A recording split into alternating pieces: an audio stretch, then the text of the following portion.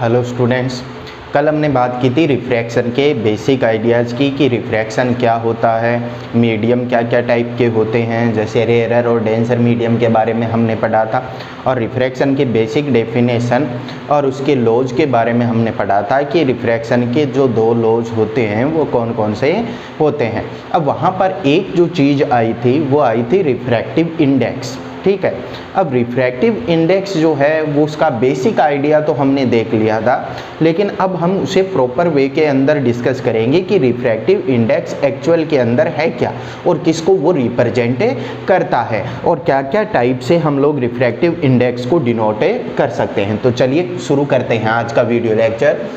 हम बात करेंगे आज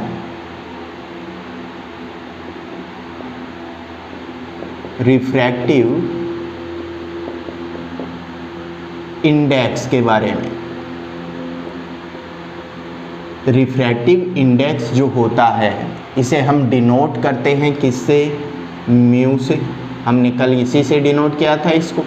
अब रिफ्रैक्टिव इंडेक्स जो है इसके बारे में बेसिक आइडिया हमने दिया था कि किसी भी मीडियम के अंदर लाइट वेव की या लाइट रे की स्पीड वैक्यूम के कंपैरिजन में कितनी कम है, कितनी लेस है, इसका आइडिया हमें मिलता है रिफ्रैक्टिव इंडेक्स से। तो अगर मैं इसकी बेसिक डेफिनेशन की बात करूं रिफ्रैक्टिव इंडेक्स की, तो रिफ्रैक्टिव इंडेक्स की बेसिक डेफिनेशन जो है वो क्या होती है कि refractive index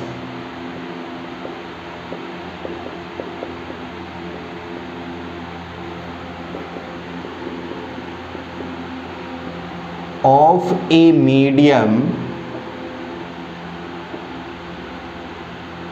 refractive index of a medium is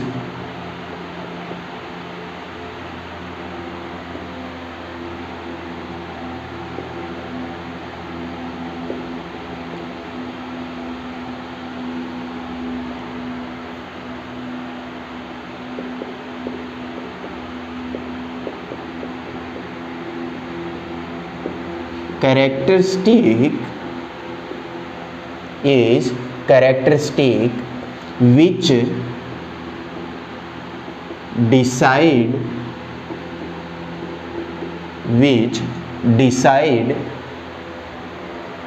speed of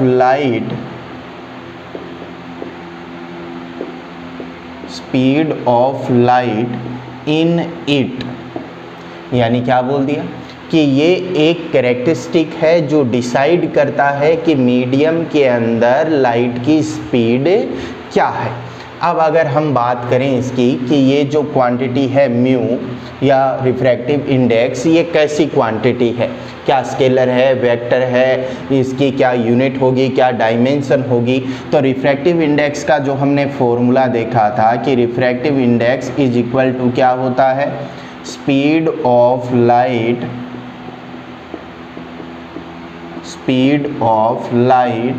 in vacuum upon speed of light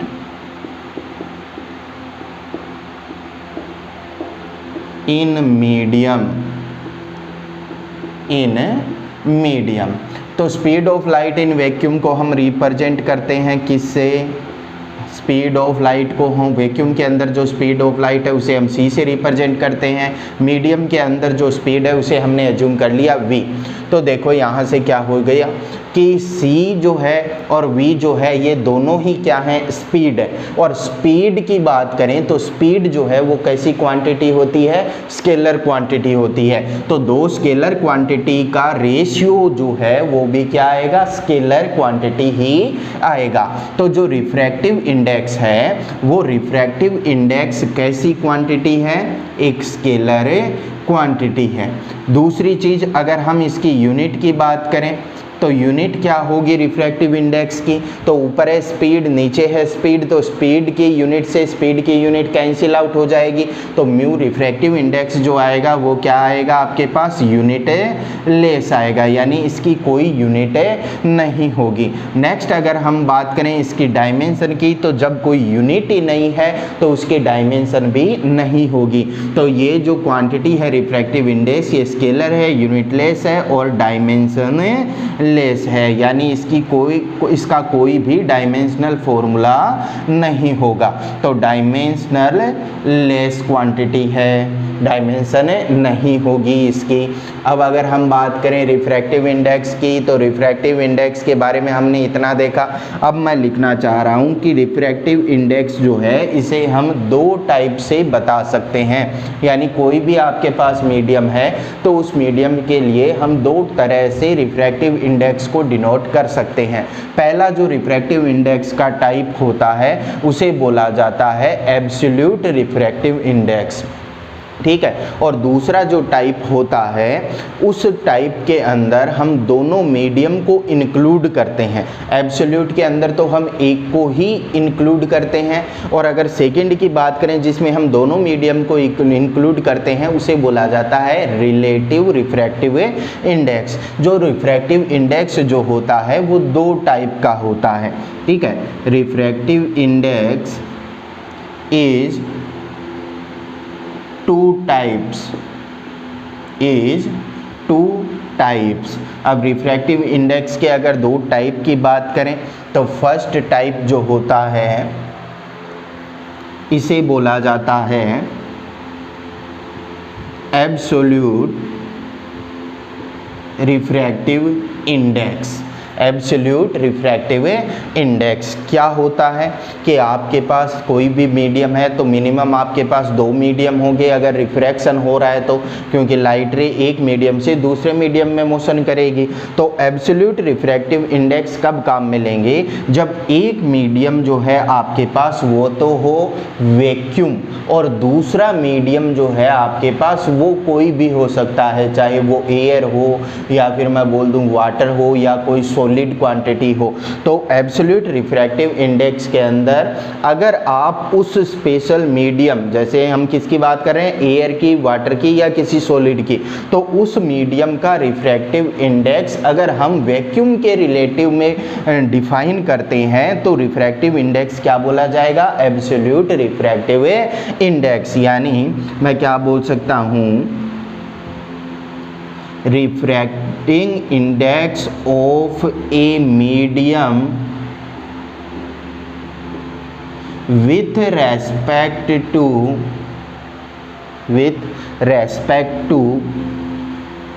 refractive index of vacuum is known as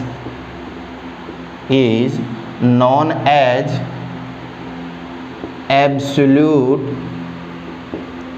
refractive index, is known as absolute refractive index। यानी एक जो है वो vacuum का refractive index होगा या एक medium vacuum होगा, और तो वैक्यूम के रेस्पेक्ट में दूसरे मीडियम का जो रिफ्रैक्टिव इंडेक्स है उसे बोला जाएगा एब्सोल्यूट रिफ्रैक्टिव इंडेक्स। जैसे हम लोग अगर यहाँ पर लिख दें कि म्यू हम लोग डिनोट कर रहे हैं, लेकिन किसके रेस्पेक्ट में, वैक्यूम के रेस्पेक्ट में एयर का, वैक्यूम के रेस्पेक्ट में एयर का रिफ्रैक्टिव इंडेक्स, तो इसको क्या बोला जाएगा, एब्सोल्यूट रिफ्रैक्टिव इंडेक्स बोला जाएगा। अगर मैं बोल दूं म्यू वैक्यूम के रेस्पेक्ट में वाटर का, वैक्यूम के रेस्पेक्ट में वाटर का म्यू, तो इसको भी क्या बोला जाएगा, एब्सोल्यूट रिफ्रैक्टिव इंडेक्स बोला जाएगा। अब यहाँ पर अगर हम वी म्यू डब्ल्यू की बात करें या वी म्यू ए की बात करें तो देखो ये किसके इक्वल हो जाएगा, हमने कल लिखा था कि 1 म्यू1 म्यू2 इज इक्वल टू क्या होता है, म्यू2 अपॉन में म्यू1, यानी म्यू ए अपॉन में म्यू वी, ये हो जाएगा। अगर मैं बात करूं यहाँ पर वैक्यूम के रेस्पेक्ट में वाटर का रिफ्रैक्टिव इंडेक्स या absolute refractive index of water, तो कितना हो जाएगा, म्यू डब्ल्यू यानी वाटर का रिफ्रैक्टिव इंडेक्स अपॉन में म्यू वी यानी वैक्यूम का रिफ्रैक्टिव इंडेक्स हो जाएगा। तो वैक्यूम के रेस्पेक्ट में किसी मीडियम का रिफ्रैक्टिव इंडेक्स क्या बोला जाता है, एब्सोल्यूट रिफ्रैक्टिव इंडेक्स बोला जाता है। अब एब्सोल्यूट रिफ्रैक्टिव इंडेक्स की अगर हम बात करें तो कुछ क्वांटिटीज ऐसी होती हैं जिनके लिए हम एब्सोल्यूट रिफ्रैक्टिव इंडेक्स की वैल्यू ध्यान में रखते हैं, जैसे ग्लास हो गया, वाटर हो गया या डायमंड हो गया। तो अगर हम ग्लास की और वाटर की बात करें तो ग्लास जो होता है इसका रिफ्रैक्टिव इंडेक्स होता है 3/2। ग्लास जो है इसका रिफ्रैक्टिव इंडेक्स होता है 3/2। ऐसे ही अगर हम वाटर की बात करें तो है इसका रिफ्रैक्टिव इंडेक्स होता है 3/2। ऐसे ही अगर हम वाटर की बात करें तो वाटर का जो रिफ्रैक्टिव इंडेक्स होता है उसकी वैल्यू होती है 4/3। ये वैल्यू जो है कम से कम हमें ग्लास और वाटर की तो रिमेंबर होनी चाहिए, डायरेक्ट अपने दिमाग में वैल्यू आनी चाहिए, चाहे वो क्वेश्चन के अंदर ना दे। अब अगर हम डायमंड की बात करें तो डायमंड के लिए एब्सोल्यूट रिफ्रैक्टिव इंडेक्स की वैल्यू होती है 12/5। ये तीन वैल्यू जो है एब्सोल्यूट रिफ्रैक्टिव इंडेक्स की वो अपने को ध्यान में होनी चाहिए कि रिफ्रैक्टिव इंडेक्स जी यानी ग्लास का कितना है 3/2, म्यू डब्ल्यू यानी वाटर का रिफ्रैक्टिव इंडेक्स या एब्सोल्यूट रिफ्रैक्टिव इंडेक्स कितना 4/3, और जो डायमंड है डायमंड का एब्सोल्यूट रिफ्रैक्टिव इंडेक्स कितना 12/5।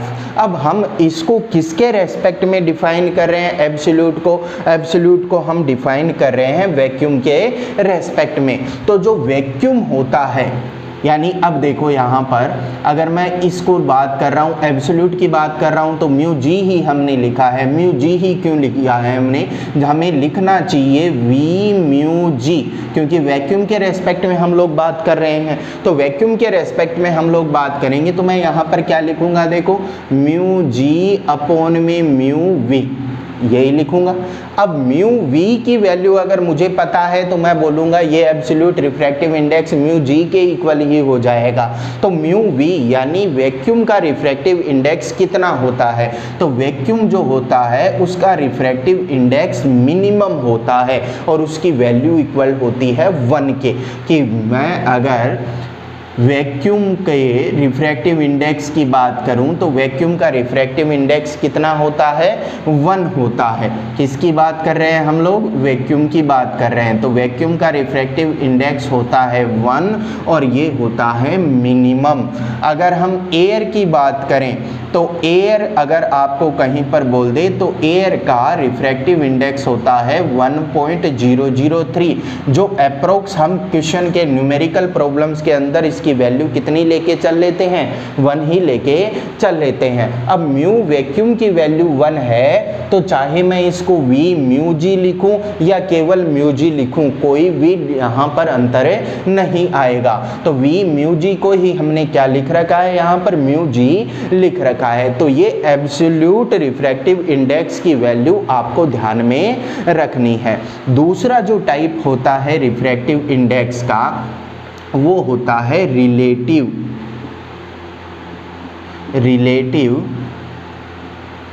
Refractive index. अब रिलेटिव के अंदर अंतर क्या कि इसके अंदर वैक्यूम था, वैक्यूम का रिफ्रैक्टिव इंडेक्स 1 हो गया तो उसका कोई यूज नहीं आया वहाँ पर, ठीक है। रिलेटिव के अंदर हम लोग बोलेंगे कि एक मीडियम के रेस्पेक्ट में दूसरे मीडियम का रिफ्रैक्टिव इंडेक्स। तो मैं क्या लिख सकता हूँ इसके अंदर, मैं क्या लिखूँगा, मैं बोलूँगा refractive index of a medium with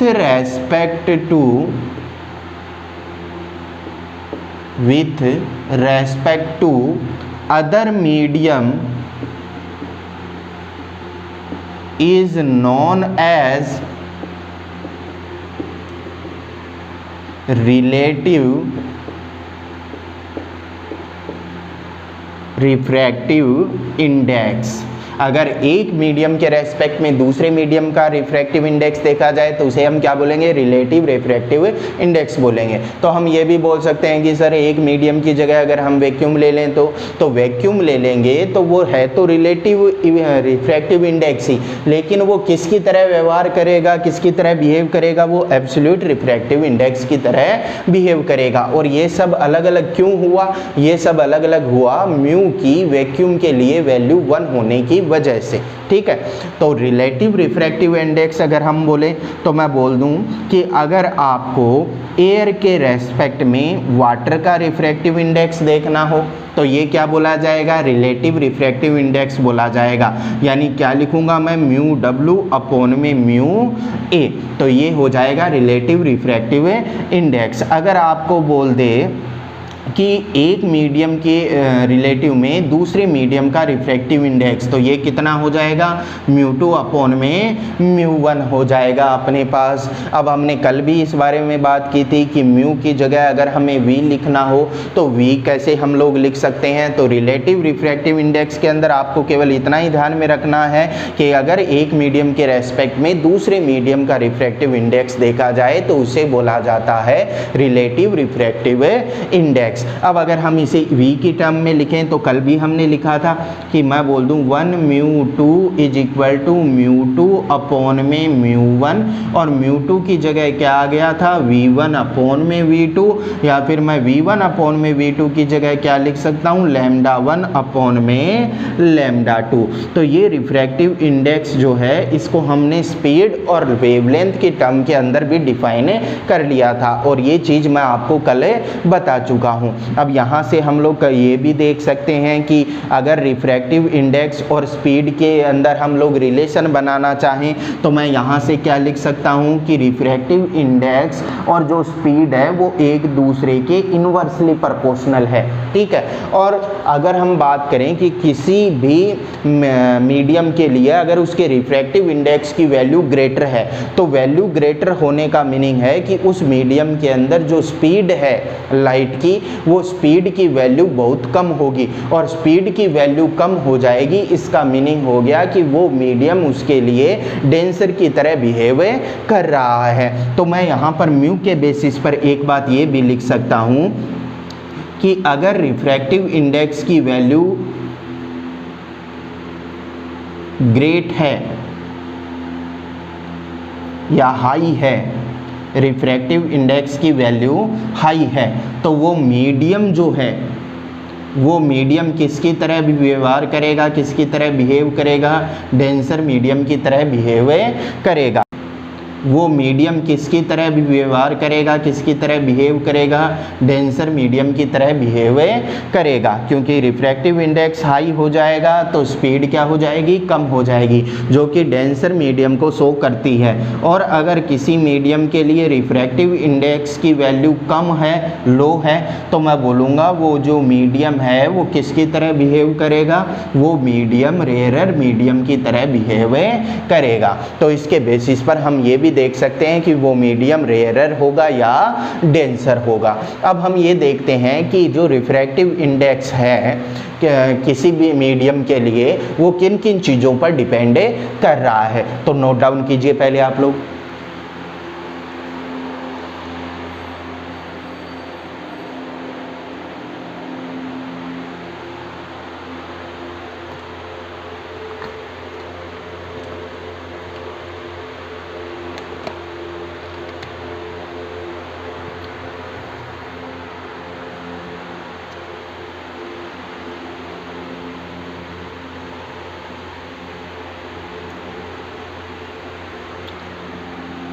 और एक बात और भी ध्यान में हमें रखनी है कि अगर क्वेश्चन के अंदर एब्सोल्यूट और रिलेटिव की बात ना करें, केवल और केवल नाम आ जाए रिफ्रैक्टिव इंडेक्स, केवल और केवल नाम आ जाए रिफ्रैक्टिव इंडेक्स। तो रिफ्रैक्टिव इंडेक्स केवल नाम आ जाए तो आपको ये लेके चलना है कि वो एब्सोल्यूट की बातें कर रहा है।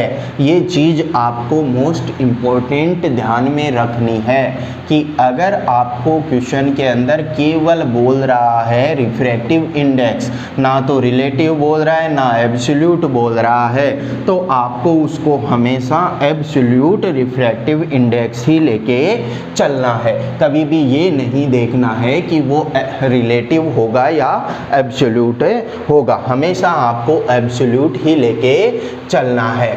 अब अगर हम बात करें यहाँ पर डिपेंडेंसीज की, तो डिपेंडेंसीज की बात करने से पहले एक और चीज़ हम लोग देखते हैं यहाँ पर, वो होती है कोची इक्वेशन।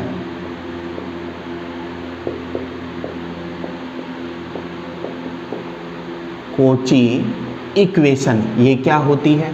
कोची इक्वेशन जो होती है वो रिफ्रैक्टिव इंडेक्स और वेवलेंथ के अंदर रिलेशन को शो करती है। कोची इक्वेशन जो है it shows relation between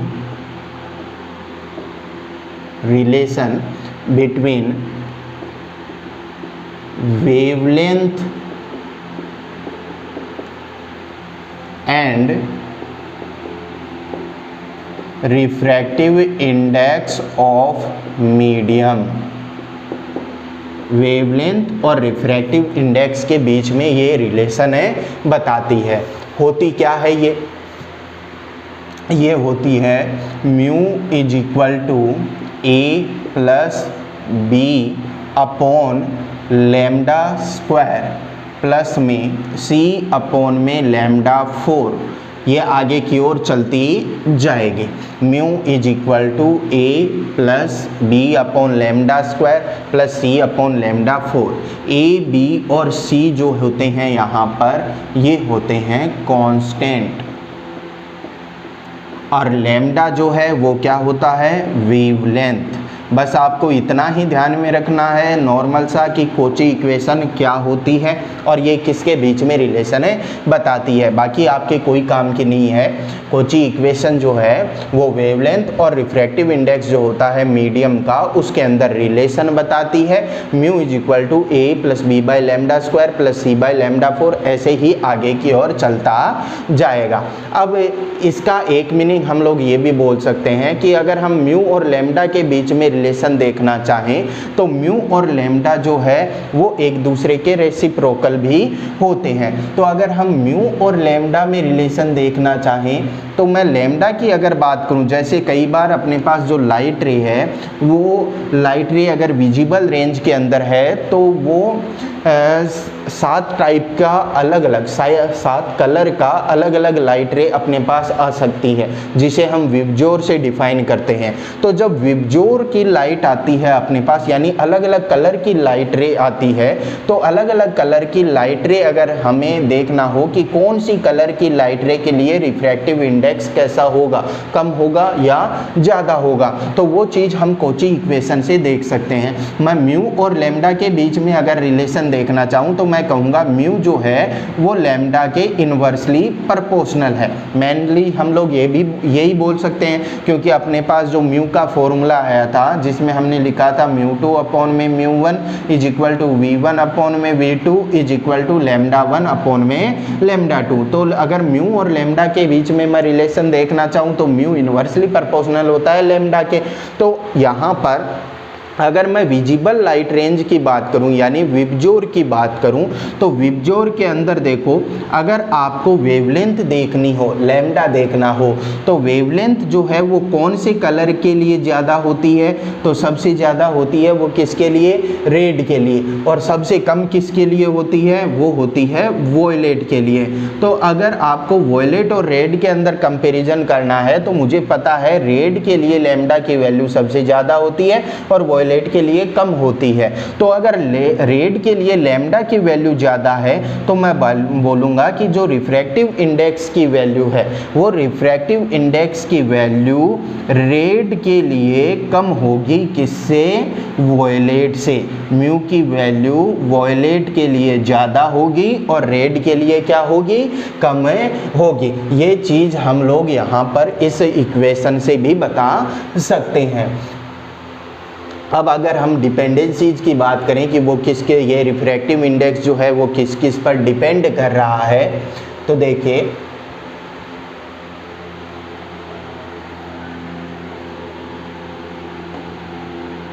refractive index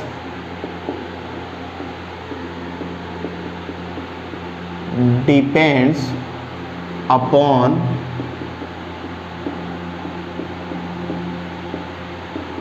following quantities, किन किन पर डिपेंड करती है? फर्स्ट की अगर हम बात करें तो फर्स्ट जो है वो तो यही है कि रिफ्रैक्शन पर डिपेंड करता है। ये रिफ्रैक्टिव इंडेक्स जो है वो किस पर डिपेंड करता है? रिफ्रैक्शन पर डिपेंड करता है। या मैं बोल दूं it depends upon nature of incidence, किस तरीके से वो उस सरफेस के ऊपर या जो बाउंड्री लाइन है उस बाउंड्री लाइन पर लाइट रे आ रही है उस पर डिपेंड करता है। It depends upon nature of incidence and refraction, इन पर ये डिपेंड करता है। ये फर्स्ट डिपेंडेंसीज हो गई कि वो नेचर पर डिपेंड करता है कि किस तरीके से कोई लाइट रे बाउंड्री लाइन पर इंसिडेंस हो रही है। अगर हम सेकंड की बात करें कि सेकंड वो किस पर डिपेंड कर रहा है, तो सेकंड डिपेंडेंसी जो है वो अपने सामने ही हमें मिल जाती है कि जो अपने पास लाइट रे है उस लाइट रे का कौन सा कलर है, उस कलर पर भी म्यू की वैल्यू यानी रिफ्रैक्टिव इंडेक्स जो है वो डिपेंड करती है। तो मैं कलर की बात कर लूँ या वेवलेंथ की बात कर लूँ, तो वेवलेंथ और कलर दोनों पर रिफ्रैक्टिव इंडेक्स की वैल्यू डिपेंड करती है। यानी मैं बोल दूँ it depends upon colour of light, या फिर मैं बोल सकता हूँ वेवलेंथ ऑफ लाइट।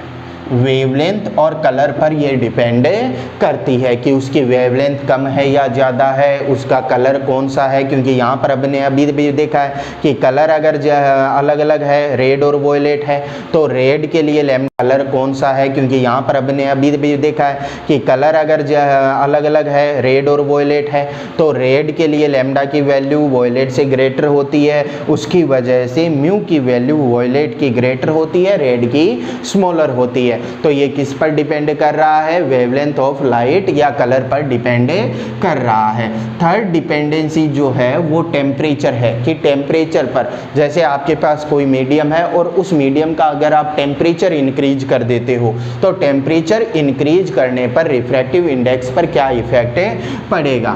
तो मैं लिख सकता हूँ it depends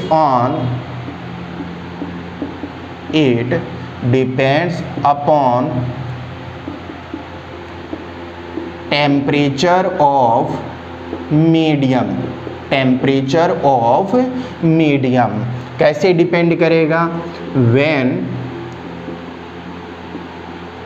temperature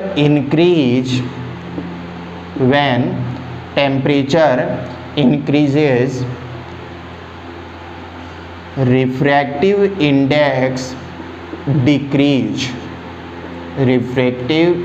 index decrease। जब टेम्परेचर मीडियम का इंक्रीज किया जाएगा तो रिफ्रैक्टिव इंडेक्स डिक्रीज हो जाएगा। और मैं बोल सकता हूँ कि उसका उल्टा भी बिल्कुल सही है कि जब टेम्परेचर को डिक्रीज किया जाएगा टेम्परेचर को डिक्रीज किया जाएगा तो रिफ्रैक्टिव इंडेक्स इंक्रीज हो जाएगा, रिफ्रैक्टिव इंडेक्स इंक्रीज हो जाएगा। तो ये यहाँ पर रिफ्रैक्टिव इंडेक्स का अपने पास पूरा बायोडाटा है कि वो क्या होता है, ठीक है, उसकी वो किस किस चीज़ पर डिपेंड करता है, या फिर हम उसके लिए किस तरीके से वैल्यू को कैलकुलेट कर सकते हैं। एब्सोल्यूट रिफ्रैक्टिव इंडेक्स की वैल्यू हमें कैलकुलेट करनी चाहिए या रिलेटिव रिफ्रैक्टिव इंडेक्स की वैल्यू हमें कैलकुलेट करनी चाहिए। ये सारी चीज़ें जो हैं वो हम इसके अंदर देख सकते हैं। नोट डाउन कीजिए।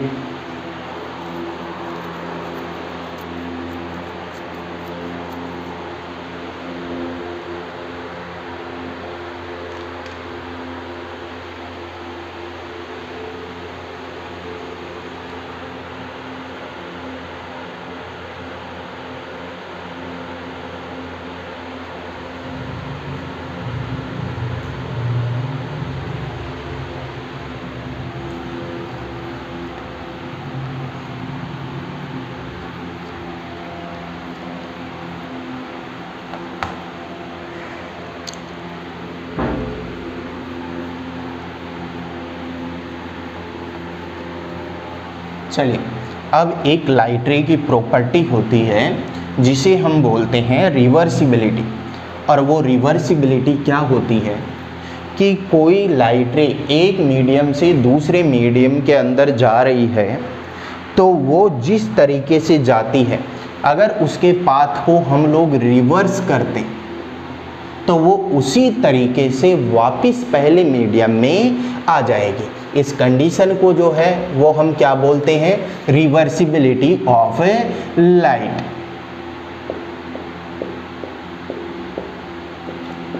रिवर्सिबिलिटी ऑफ लाइट, ठीक है। या फिर मैं बोल सकता हूं कि अगर एक से ज़्यादा मीडियम से कोई लाइट रे रिफ्रैक्ट हो रही है तो हम लोग रिफ्रैक्टिव इंडेक्स का उसके साथ क्या रिलेशन है देख सकते हैं। तो सबसे पहले बात करते हैं रिवर्सिबिलिटी की, क्योंकि ये दोनों ही एक दूसरे से रिलेटेड होते हैं। तो रिवर्सिबिलिटी की बात करें तो हमने क्या बोला आपको कि जैसे आपके पास यहाँ पर कोई एक ग्लास स्लेब है, ग्लास स्लेब है, ठीक है। अब इस ग्लास स्लेब पर ये वाली जो ऊपर वाली सरफेस है, इस पर एक लाइट रे इंसिडेंस हो रही है। एक लाइट रे जो है वो इस ग्लास स्लेब पर इंसिडेंस हो रही है। मैं यहाँ पर सबसे पहले तो एक नॉर्मल जो है वो ड्रॉ कर लेता हूँ। नॉर्मल मैंने बना दिया है यहाँ पर। ये जो यहाँ पर मीडियम है इसे हमने नाम दे दिया 1।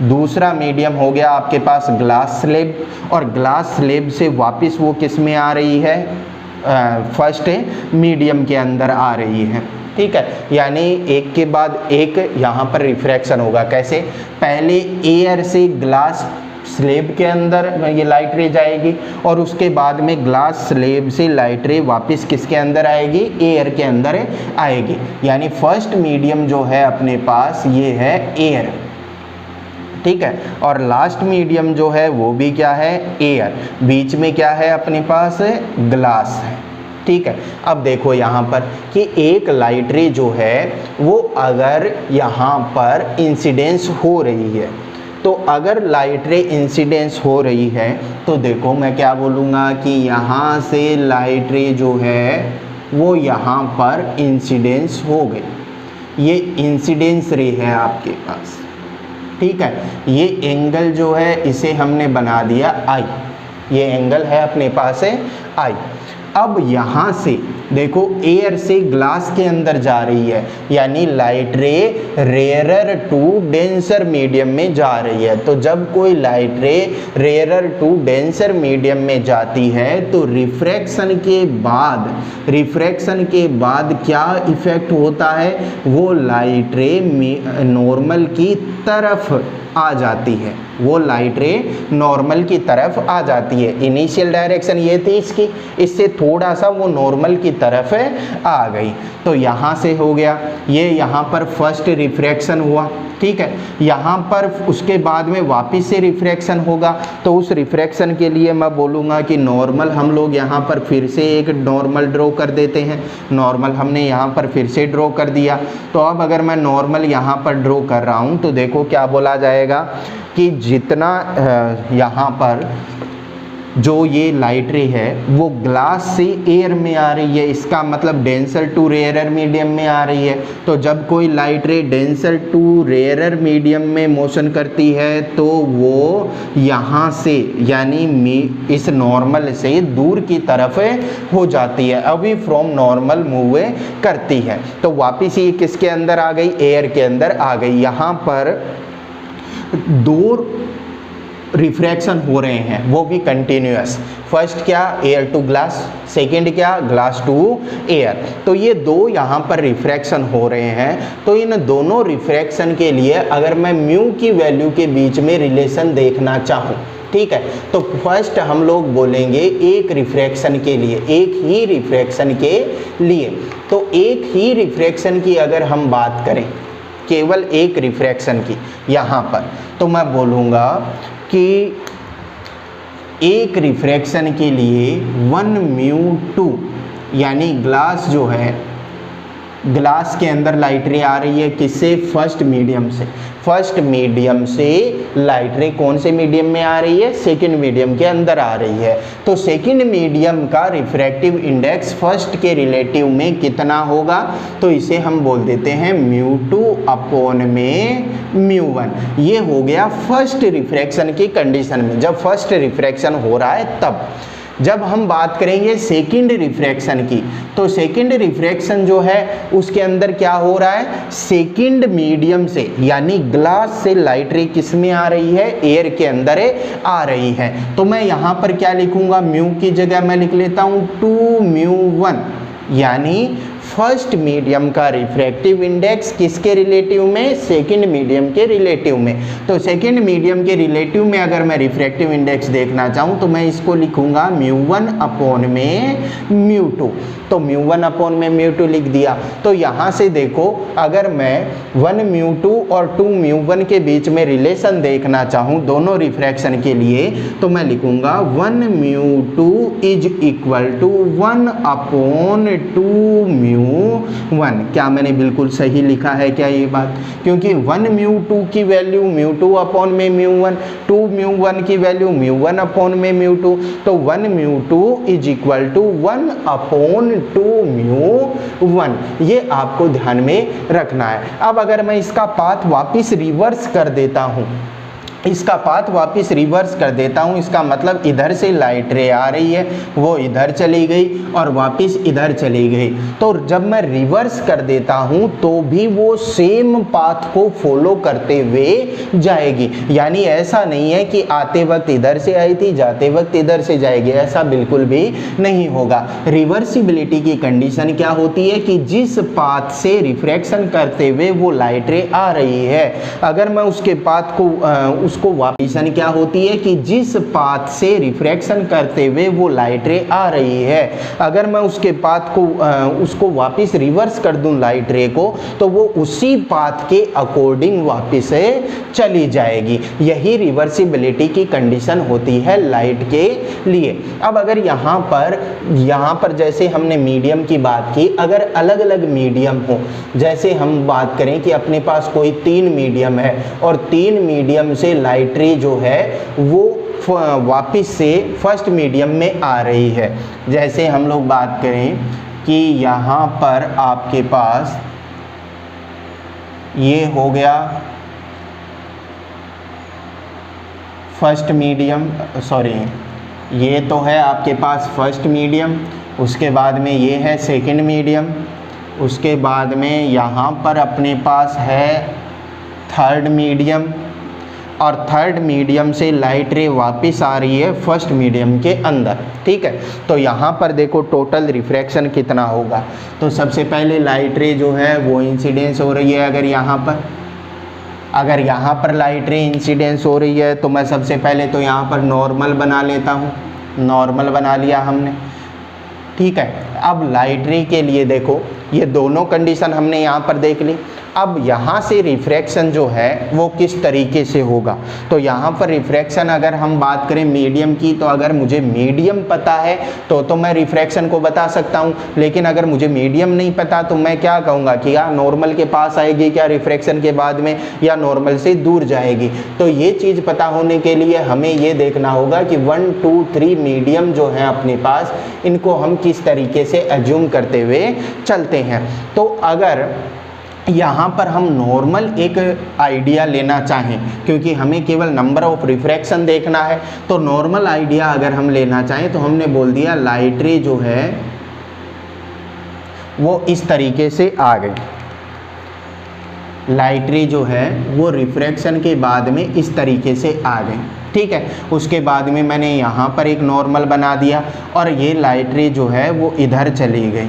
उसके बाद में यहाँ पर नॉर्मल बना दिया तो ये लाइट रे इधर आ गई। यानी यहाँ पर रिफ्रैक्शन कितने हो रहे हैं, 1, यहाँ पर हो गया सेकेंड रिफ्रैक्शन और यहाँ पर हो गया थर्ड रिफ्रैक्शन, ये हो गया यहाँ पर। अब देखो अगर हमें यहाँ पर रिवर्सिबिलिटी की कंडीशन देखनी है, यानी मैं इस लाइट रे को अगर वापस रिवर्स कर दूँ तो रिवर्स करने पर ये लाइट रे अपने पाथ को वापस रिट्रेस करेगी। और इसी कंडीशन का यूज करते हुए अगर मैं लिखना चाहूँ, देखो इसी कंडीशन को अगर मैं ऐसा लिखना दूँ कि 1 μ2 और 2 μ1 को इधर ले आऊँ तो 2 μ1 दोनों का मल्टीप्लाई किसके इक्वल आ रहा है, 1 के इक्वल आ रहा है। तो ये रिवर्सिबिलिटी की कंडीशन अगर मैं यहाँ पर अप्लाई करूँ तो यहाँ पर तो रिफ्लेक्शन कितने हो रहे थे, यहाँ पर तो रिफ्लेक्शन हो रहे थे 2, रिफ्रैक्शन कितने हो रहे थे 2, यहाँ पर कितने रिफ्रैक्शन हो रहे हैं 3, तो 3 रिफ्रैक्शन हो रहे हैं। तो फर्स्ट रिफ्रैक्शन की अगर मैं बात करूँ तो फर्स्ट रिफ्रैक्शन के अकॉर्डिंग मैं क्या लिखूँगा, फर्स्ट रिफ्रैक्शन के अकॉर्डिंग मैं यहाँ पर लिखूँगा 1 μ2, ठीक है, इज इक्वल टू μ2 अपॉन में μ1। सेकेंड रिफ्रैक्शन के अकॉर्डिंग मैं क्या लिखूंगा, सेकेंड रिफ्रैक्शन के अकॉर्डिंग मैं लिखूंगा 2 μ3 इज इक्वल टू μ3 अपॉन में μ2। और उसके बाद में थर्ड रिफ्रैक्शन के लिए मैं क्या लिखूंगा 3 μ1 इज इक्वल टू μ1 अपॉन में μ3, लिख दिया ये हमने यहाँ पर। अब अगर मैं यहाँ पर रिवर्सिबिलिटी की कंडीशन अप्लाई करना चाहूँ या इसकी तरह देखना चाहूँ, तो इसकी तरह देखने पर इन तीनों को अगर मैं मल्टीप्लाई करता हूँ, यानी 1 μ2 इंटू में 2 μ3 इंटू में 3 μ1 करूँ, तो देखो इन तीनों का मल्टीप्लाई किसके इक्वल आएगा, μ2 अपॉन में μ1 इंटू में μ3 अपॉन में μ2 इंटू में μ1 अपॉन में μ3, μ2 से μ2 कैंसिल आउट, μ3 से μ3 कैंसिल आउट, μ1 से μ1 कैंसिल आउट, कितना आ गया 1 आ गया। तो रिवर्सिबिलिटी की कंडीशन क्या होती है कि अगर हम पाथ को रिवर्स कर दें तो पाथ को रिवर्स करने पर उनके रिलेटिव रिफ्रैक्टिव इंडेक्स का मल्टीप्लाई हमेशा कितना आता है 1 आता है। रिलेटिव रिफ्रैक्टिव इंडेक्स का मल्टीप्लाई हमेशा कितना आता है 1 आता है। यहाँ पर 2 रिफ्रैक्शन हो रहे थे तो हमने 2 ले लिया है रिफ्रैक्टिव इंडेक्स को, यहाँ पर 3 रिफ्रैक्शन हो रहे हैं तो हमने तीनों के अंदर 3 रिफ्रैक्टिव इंडेक्स ले लिए, लेकिन उनका मल्टीप्लाई जो आएगा वो हमेशा कितना आएगा 1 आएगा। और इसे बोला जाता है रिवर्सिबिलिटी ऑफ ए लाइट, कि अगर हम किसी लाइट रे को रिवर्स कर दें तो वो अपने पाथ को रिट्रेस करेगी। तो चलिए आज के वीडियो लेक्चर के अंदर इतना ही। नेक्स्ट वीडियो लेक्चर के अंदर हम 1-2 न्यूमेरिकल करेंगे इसके और चैप्टर को आगे कंटिन्यू करेंगे। Thank you.